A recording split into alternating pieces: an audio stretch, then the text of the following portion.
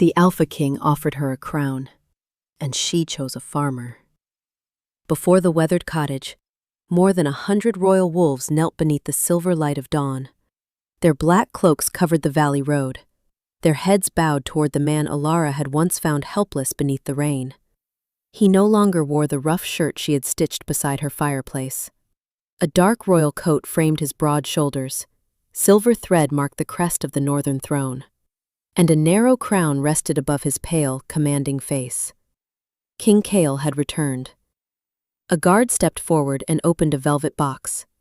Inside lay a delicate crown shaped from silver leaves and moonstones. The crown of a Luna. Alara stared at it without moving. 7 days ago, she had carried this man into her home, believing he was a wounded traveler. She had cooled his fever, shared her food, and trusted him with memories she had never offered another stranger. Now soldiers filled her quiet field, and the man who had laughed softly in her kitchen stood before her as the most powerful alpha in the realm. "Come with me," Kale said. His voice was calm, but every wolf within 50 feet seemed to hold its breath. "You will have your own healer's hall. This village will never fear winter again. No one will ever call you weak." Alara's fingers tightened around the small wooden token hanging from her neck. 2 stalks of wheat had been carved across its surface by hands roughened from years of farm work. Kale noticed the movement, but mistook her silence for fear. He stepped closer, lowering his voice. "You saved my life when you believed I had nothing. Let me give you everything." For one fragile moment, Alara saw the man beneath the crown. She remembered his quiet wonder at warm bread, the way he had repaired her broken window without being asked, and the loneliness that entered his eyes whenever he thought she was not looking. Refusing him hurt more than she had expected, but kindness was not a promise of love, and gratitude was not destiny. She slowly shook her head. "I cannot go with you." A murmur passed through the royal guard. Kale went completely still. No noblewoman had ever denied him an audience, much less a crown. "You are afraid of the palace," he said. "I can protect you. That is not why." His gaze dropped to the wooden token. "Then another alpha has already claimed your heart." "No," Alara swallowed, but she did not lower her eyes. "He is not an alpha." Kale's expression changed. Confusion came first, then disbelief. "A beta. A farmer." The word fell into the silence like a stone into still water. Several soldiers exchanged startled glances. Kale looked past her toward the tiny cottage, the leaning fence, and the young apple tree growing beside the porch. He could offer her towers, servants, protection, and a place beside the throne. What could a farmer possibly place against that? "Why choose a farmer over me?" he asked. Alara held the wooden token over her heart. Her answer would change more than one man's pride. It would change the law of an entire kingdom. But before she could speak, memory pulled her back 7 nights. To a storm-dark forest, a trail of broken branches, and a massive black wolf lying motionless beside the river, waiting for someone to decide whether his life was worth saving. 7 nights earlier, the storm had erased every path through Briar Glen. Rain struck the trees hard enough to bend their branches, and the river had risen until it swallowed the lower trail. Alara should have been home beside her fireplace, but a child in the village had been burning with fever since sundown, and the last moonroot in her cupboard had turned black with age. So she wrapped her pale cloak tightly around herself, lifted her lantern, and entered the forest alone. Most wolves avoided those woods after dark. Alara had learned long ago that fear did not make suffering disappear, it only left someone else to face it. She found the moonroot beneath an old cedar nearly 2 miles from the village. She had just cut the final stem when a strange scent reached her through the rain. Silver, smoke, and something wild beneath it. Alara raised her lantern.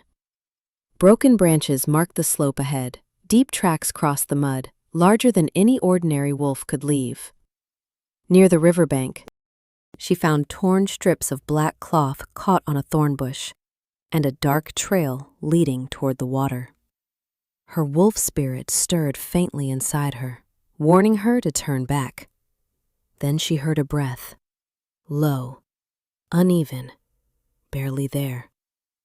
Alara followed the sound and saw him beneath the roots of a fallen tree. The black wolf was enormous, nearly 8 feet from nose to tail, his rain-soaked coat gleaming like midnight. A silver-tipped arrow rested near his shoulder, and dark veins showed beneath the fur around it. His golden eyes opened when she approached. They were sharp despite his weakness, proud despite his fear. Alara lowered her lantern and slowly knelt. "I will not hurt you," she whispered. The wolf answered with a warning rumble, but he could not rise. In the distance, horses moved through the trees. Men were searching the forest. Their lanterns appeared between the trunks, no more than a quarter-mile away. Alara looked toward them, then back at the wounded animal. Helping him could bring danger to her home. Leaving him would make her safer. The choice should have been easy. It was not. "I do not know who you are," she said, sliding one arm beneath his chest. "But you are not dying alone tonight." The wolf was far too heavy for her to carry, so she hurried to her small herb cart and pulled it across the mud. She covered him with bundles of pine, wet blankets, and moonroot, then guided the cart onto the narrow trail behind her cottage. When the riders reached the river, Alara stepped into the open and told them she had seen nothing but storm water and deer tracks. They studied her plain dress, her trembling lantern, and the faint scent of an omega.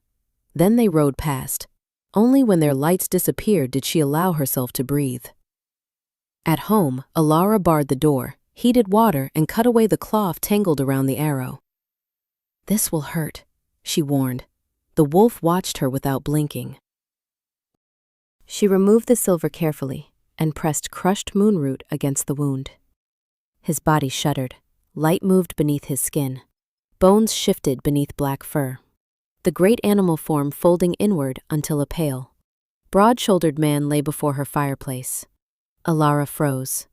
His hand closed around her wrist. Golden eyes found hers. "Do not call anyone," he whispered. Alara did not call anyone. She did not scream, either.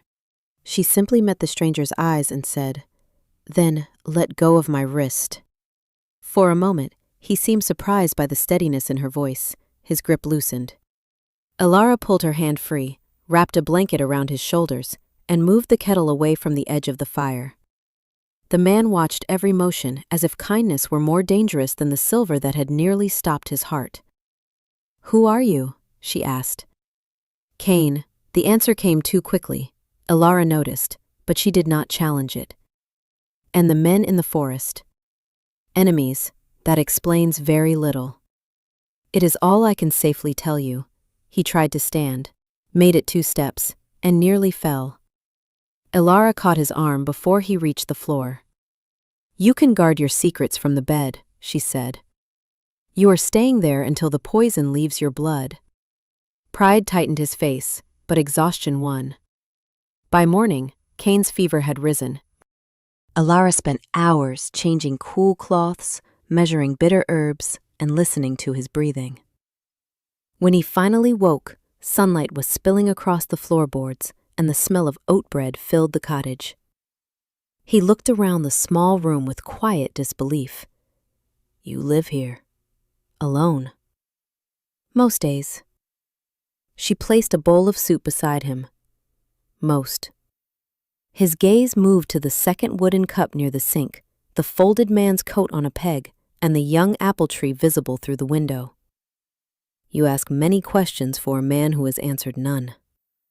A faint smile touched his mouth. It was the first gentle thing she had seen in him. Over the next several days, Cain healed slowly. He learned that Alara left before sunrise to visit the sick and returned after dark with mud on her boots and empty medicine baskets. He watched her refuse payment from a widow whose youngest son could barely breathe. He saw her give half their supper to an old man who had lost his harvest. When 2 village boys mocked a quiet Omega child outside the well, Alara stepped between them without raising her voice.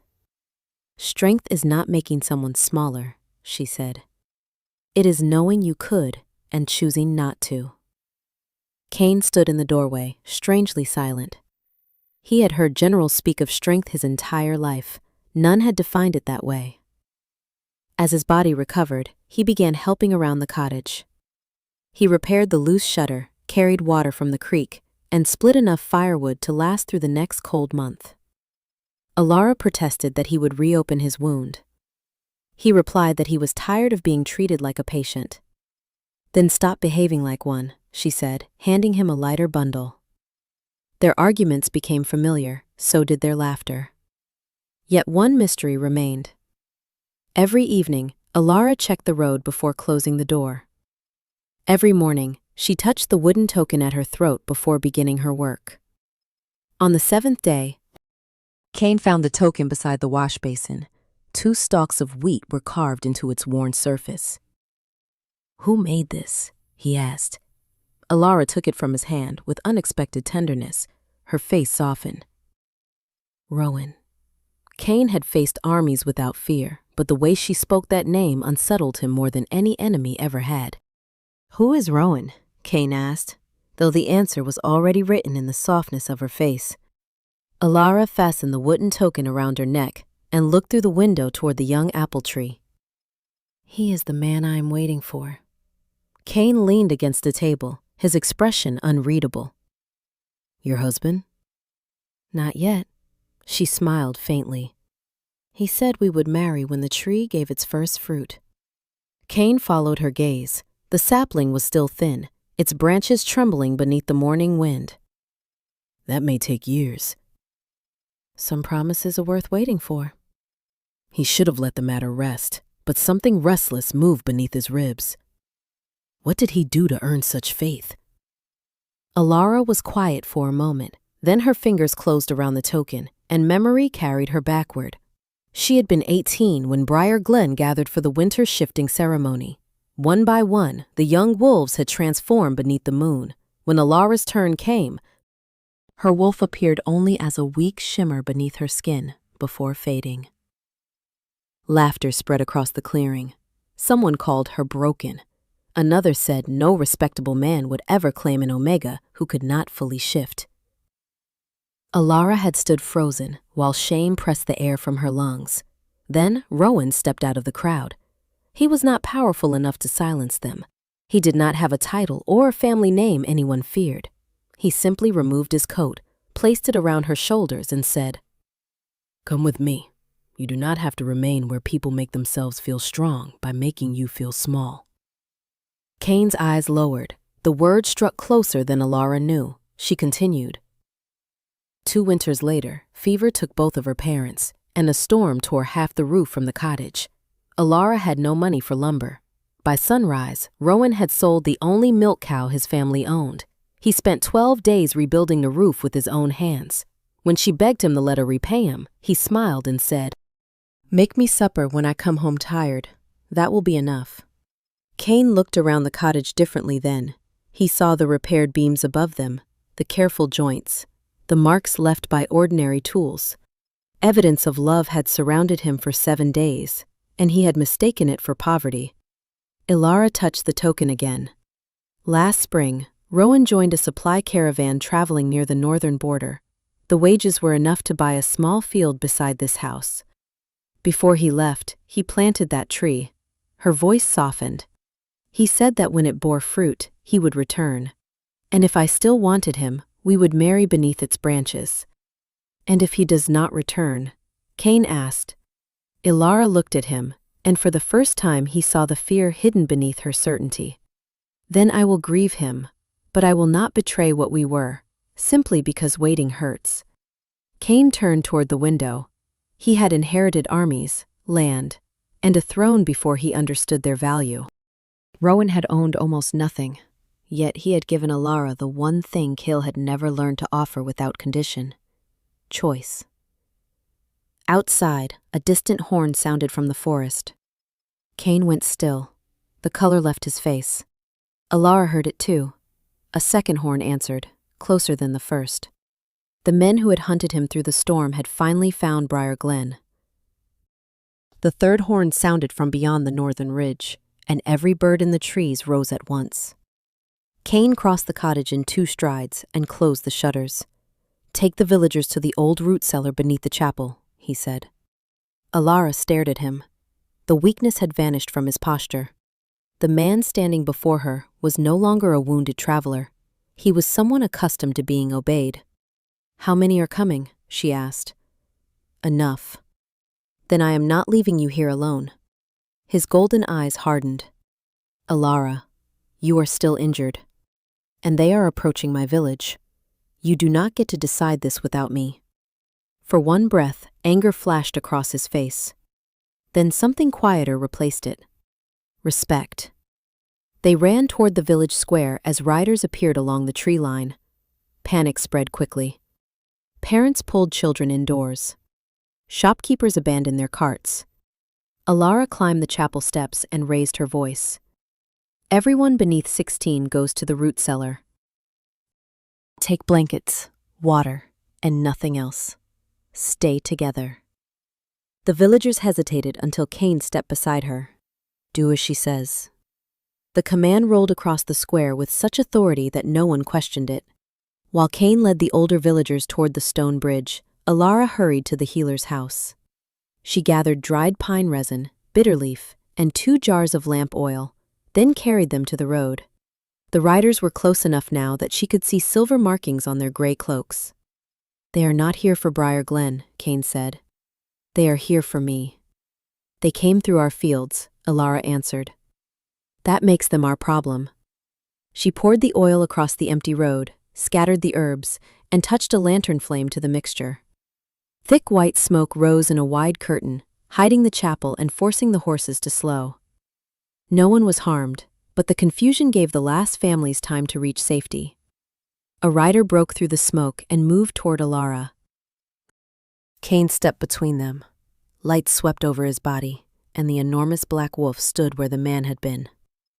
Alara had seen that form helpless beside the river. Now she understood why the forest itself had seemed to fear him.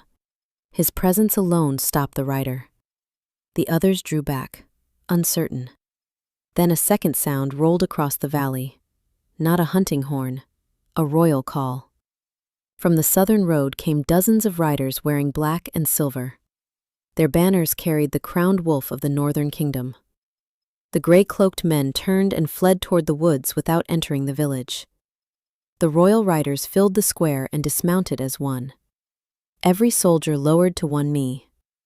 "Your Majesty," their commander said. Silence spread through Briar Glen. The black wolf shifted, and Cain stood before them in human form, breathing hard but unbowed. A guard hurried forward with a dark coat embroidered in silver and placed it across his shoulders. Alara could not move. Cain looked at her, and the name she had trusted suddenly felt like a door closing between them. "Cain," she whispered. His expression tightened. "My name is Kale." The commander bowed lower. "Alpha King of the Northern Realm." Alara remembered every quiet meal, every guarded answer, every moment she had believed he was finally speaking honestly. "I told you everything about my life," she said. "And you let me believe a lie. I concealed my name to keep you safe. You never allowed me to choose whether your secret was worth the danger." Kale looked at her as if the words had reached somewhere no weapon ever could. Then his gaze moved to the cottage, the young apple tree, and the wooden token resting over her heart. "I will hide nothing from you again," he said. "Come back to the palace with me." Kale's invitation settled over the square like a second silence. Alara looked past him at the black and silver banners, the disciplined soldiers, and the villagers who had spent their lives believing power could never see them. Then she looked at the cottage where her parents had lived, the roof Rowan had rebuilt, and the young apple tree waiting beside the porch. "No," she said. The word was quiet, but it carried farther than a shout. Kale's expression did not change at first. "You misunderstand me. I am not asking you to abandon this village. Briar Glen will receive royal protection. Your healing work will be funded. You could build a hospital large enough to serve every settlement in the Northern Territory. A guard stepped forward carrying a velvet box. When he opened it, silver leaves and pale moonstones caught the morning light. The villagers drew a collective breath. Kale lifted the crown meant for Aluna. "No one will ever call you weak again," he said. "Stand beside me." "And those who once dismissed you will bow." Alara felt the old wound beneath his promise. Kale truly believed he was offering freedom. He did not understand that a golden door could still become a cage if someone else decided when she must walk through it. "I do not need them to bow," she said. "I only need them to understand that I was never beneath them." His eyes narrowed slightly. "Then come with me and make them understand. That must be my choice. I am giving you a choice." Alara glanced at the crown in his hands. "You are giving me the answer you expect me to choose." A murmur moved through the soldiers. Kale stepped closer, lowering his voice as if the rest of the valley had disappeared. "You saved my life. You saw me without rank or title. And you treated me with more honor than most people show a king. Do you truly expect me to leave you here and pretend that means nothing?" "It does not mean nothing." Her voice softened. "But kindness is not a promise of love." His gaze fell to the wooden token over her heart. Because of the farmer. Because of Rowan. Pride tightened Kale's jaw. "I can give you safety, influence, and a future beyond these fields. What can he give you?" Alara remembered a coat placed around her shoulders while others laughed. She remembered fresh boards over a broken roof, a shared loaf during winter, and hands stained with soil planting a tree neither of them would see bloom for years. "When I had no standing, he still saw me. When I had no home, he built one beside me. When everyone called me broken, he never tried to repair me into someone easier to love." Kale looked toward the cottage as if its simple walls had become an opponent he could not defeat. "You would choose hardship over a throne." "No. I would choose the man who never treated my heart like land he had the right to conquer." The words reached him with the force no raised voice could have carried. Alara held his gaze. "You can protect me from every enemy in this kingdom, Kale. But you have not yet learned how to protect me from your own power." Before he could answer, the sound of wagon wheels rose from the southern road. Alara turned. A worn supply cart came into view, and beside it walked a broad-shouldered man with sun-browned hair, dusty boots, and a new scar across his cheek. The wooden charm hanging from his neck matched hers. Rowan had come home. Alara moved before the wagon had fully stopped. Rowan stepped away from the reins, and for one suspended moment, neither of them spoke. Dust covered his coat. Weariness shadowed his pale face, and the scar across his cheek had not been there when he left. Then Alara reached him, and Rowan opened his arms. She pressed her face against his shoulder as if the long months between them had finally released their hold. Kale watched from beside the velvet box. He had imagined the farmer as smaller somehow, a figure unworthy of the devotion Alara carried so faithfully. But Rowan held her without possession. He did not pull her away from the king or demand an explanation. He only closed his eyes and whispered, "I came back." Alara touched the wooden charm at his neck. "You said you would." Rowan finally noticed the kneeling soldiers, the royal banners, and the silver crown waiting in Kale's hands. Understanding moved across his face, followed by unmistakable fear. Still, he placed himself beside Alara rather than behind her. Kale studied the worn boots, the rough hands, and the plain coat repaired more than once. "You are Rowan." "Yes, Your Majesty." Rowan bowed his head, but he did not kneel. Several guards shifted uneasily. Kale set the crown back inside its box. "Alara says she would choose you over a throne." Rowan looked at her, and the tenderness in his expression answered before his voice did. then I am more fortunate than any king." The words were not defiant, yet Cale felt them strike his pride. "What can you offer her?" he asked. "Your roof is small, your field has not been purchased. One failed harvest could take everything you build." Rowan glanced toward the young apple tree. "That is true. And still you believe you deserve her?" No, Rowan's answer quieted the square. Love is not something a man deserves because he is strong, rich, or faithful for a certain number of years. Alara chooses for herself. I can only try to remain worthy of that choice. Cale's fingers tightened at his side. You cannot promise she will never suffer. Neither can you. Rowan's voice remained respectful. I can promise that when suffering comes, she will not face it alone.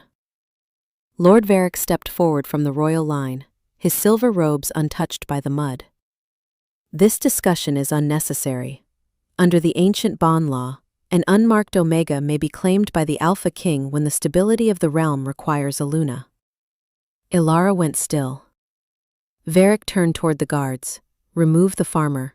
His presence insults the crown. Two soldiers approached Rowan. He did not resist, but Ilara immediately stood between them. The motion was simple, yet Cale recognized it. 7 nights earlier, she had placed herself between danger and a wounded black wolf she did not know. Now she protected Rowan with the same courage. Varric lowered his voice. One command, Your Majesty. No one in this valley will oppose you. Cale looked at Rowan. The farmer could be sent beyond the northern border before sunset. The law would support it. The soldiers would obey. Ilara might eventually enter the palace, but the light in her eyes would never return when she looked at him.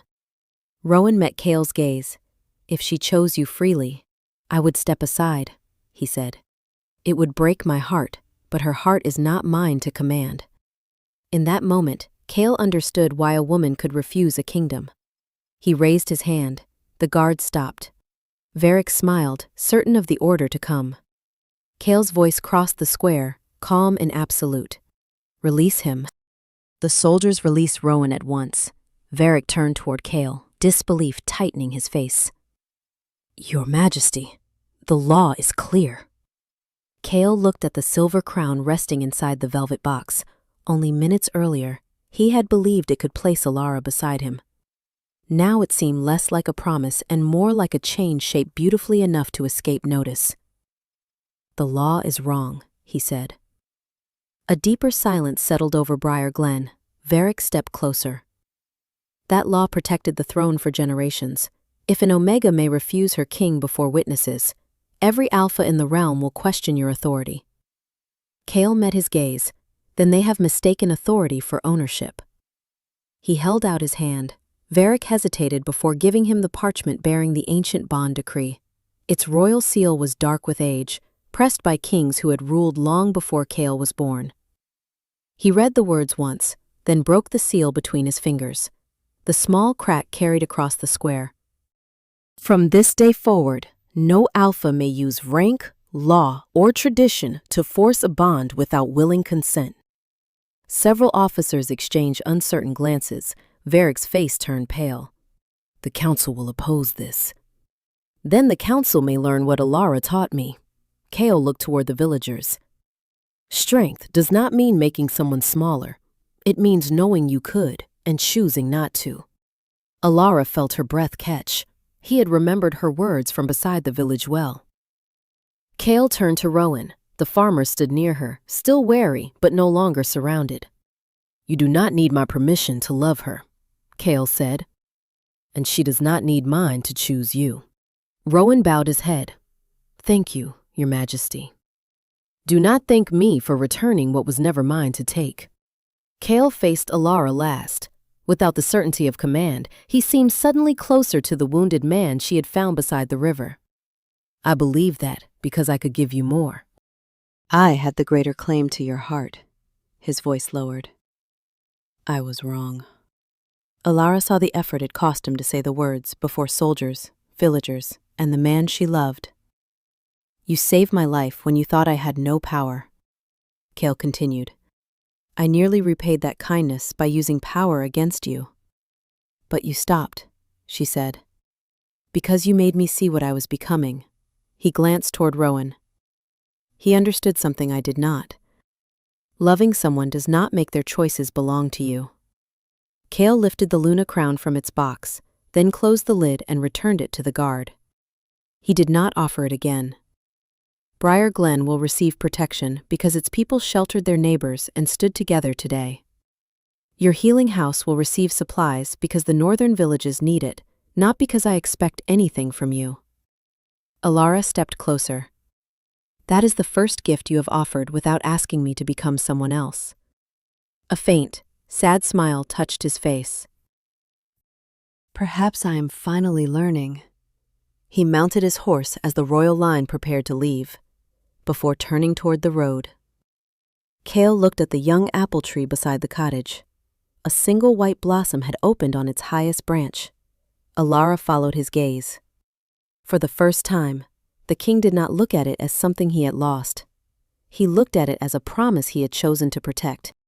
By early fall, the apple tree beside Alara's cottage carried its first red fruit. Lanterns hung from its branches, wildflowers lined the narrow path, and the people of Briar Glen gathered beneath the clear evening sky to witness the promise Rowan had made years before. Alara wore a simple ivory dress sewn by the village women. Around her neck rested the wooden charm carved with 2 stalks of wheat. Rowan waited beneath the tree in a clean brown coat, his rough hands trembling when she placed hers inside them. There was no marble hall, no royal orchestra, and no silver crown. Yet, when Rowan promised to stand beside her through every winter and every uncertain harvest, Alara felt richer than any queen. Near the end of the ceremony, a lone rider appeared at the edge of the field. Kale had come without banners, guards, or royal robes. He wore a dark traveling coat, and for one quiet moment, he looked like the wounded stranger who had once slept beside Alara's fireplace. Their eyes met across the gathering. Alara offered him a grateful smile. Kale bowed his head, not as a king acknowledging a subject, but as one person honoring another. He remained only long enough to hear Alara and Rowan exchange their final vows. Then he turned his horse toward the northern road. He had lost the woman he believed he wanted, but he no longer saw love as a prize taken by the strongest hand. Back at the palace, the new consent law had already divided the royal council. Several powerful alphas threatened to withdraw their loyalty, yet Kale refused to restore the old decree. A throne that survives by stealing choice is not worth defending, he told them. That night, as moonlight stretched across the great hall, the palace doors opened. 2 guards escorted a pale young Omega in a torn gray cloak toward the throne. Iron cuffs circled her wrists, but her head remained high. In one hand, she carried the broken shaft of a silver arrow, identical to the weapon that had nearly ended Kale's life beside the river. She was found inside the eastern armory, the captain explained. She claims to know who ordered the attack on your majesty. Kale descended the steps. The young woman slowly raised her face, revealing clear blue eyes filled with defiance. The instant their gazes met, Kale's wolf surged awake with the force he had never felt beside Alara. One word echoed through his mind. Mate. The Omega tightened her grip on the broken arrow. If you discover who I am, she whispered, you will wish you had left me in chains. Kale had believed his lesson was learning how to release a heart that did not belong to him. He did not yet know that his true Luna would teach him how difficult it was to earn one that destiny had placed within reach. This story reminds us that real strength is not measured by how much we can command, but by how carefully we protect another person's freedom to choose. Alara's loyalty was not foolish. Rowan's humble life was not worthless, and Kale's rejection was not a defeat. It became the moment that transformed him from a powerful ruler into a worthy king. In my view, love without respect is only possession wearing a beautiful name. Do you believe Kale made the right choice by letting Alara go, or should he have fought harder for her heart? Share your thoughts in the comments, and if stories about courage, dignity, and destiny speak to you, subscribe to the channel and join us when Kale finally faces the Luna who may change his kingdom once again.